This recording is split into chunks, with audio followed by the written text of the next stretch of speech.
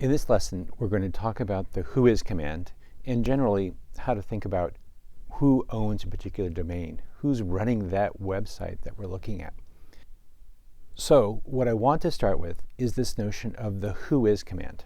Now, as you can see here, Whois is a command that can be run to get information to you about a particular website. There are many ways to do this. Probably the simplest way is to go to Google and type in Whois.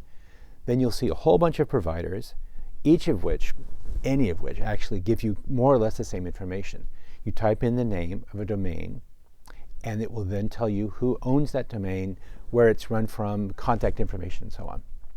Let me just show you an example of that. So what I'm going to do is Whois as a simple query, and you'll see there's a bunch of them here. They're all more or less the same. So what I'll do as an example is click on one. So here we'll enter a query like Zagat.com.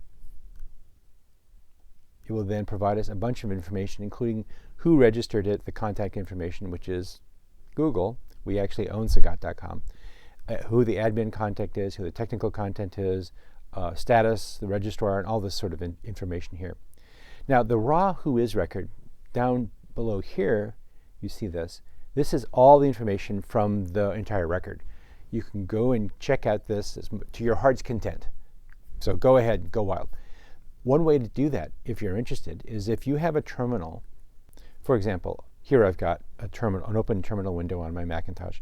I can say Whois, and I'll do that same query, Zagat.com, and you'll see it's a free command you can run on any Linux or Unix instance, and it will give you all that information. So it's the same domain information, who owns it, who the tech content is, and so on. So you see, using the Whois tool can give you a lot of background information about who owns a particular website, and maybe a little bit of information about why they're saying those particular kinds of things. Another kind of query that's really handy to know about is to add the search term contact. So if you say domain name Zagat.com or just plain Zagat, and then the contact term, that's basically a context term, remember those? You can add that and often find the contact information for that website. This is an incredibly handy thing to do. So overall, what I'm trying to get you to think about is not just looking at the information on the website as a way to understand it, but also who owns that website. Sometimes by understanding who owns a site, you can understand their perspective, their viewpoint, and why it is they're saying the things they do. Go ahead and click on the next arrow below and see if you can complete the activity.